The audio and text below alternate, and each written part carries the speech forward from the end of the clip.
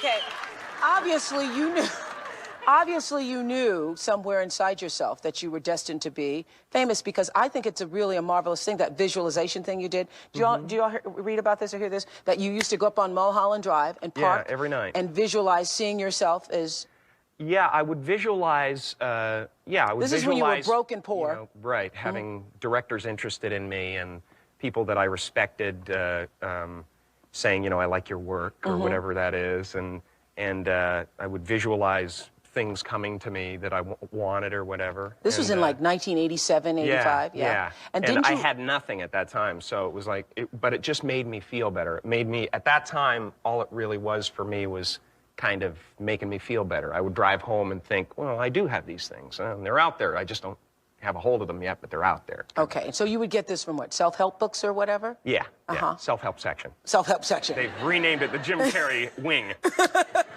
So didn't you write yourself a check? I heard that you did. Is that true? I wrote myself a check for $10 million for acting services rendered, and I gave myself 5 years, or 3 years maybe, and I dated it Thanksgiving 1995, and I put it in my wallet, and I kept it there, and it deteriorated and stuff, but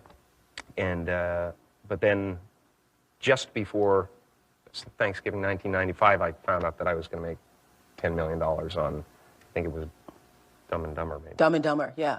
So you visualize yourself like... Visualization works if you work hard. Yeah.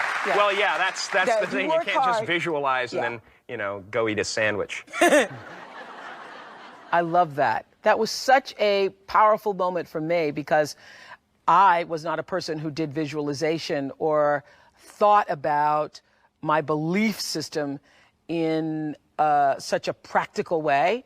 But I learned a lot from Jim Carrey on that show, and he is absolutely correct. If you can see it and believe it, it is a lot easier to achieve it. So thank you, Jim, for reminding us of that lesson. And it doesn't mean that for every person that writes the $10 million check that that's going to happen for you, because so many times people who do that process live in the space of wanting and resisting it instead of writing it, visualizing it, seeing it for yourself, and then letting it go. Letting it go, but moving in the direction of working toward it. So nothing happens at first. It's over the process of the time and the effort and the energy that you put into a thing that the energy comes out.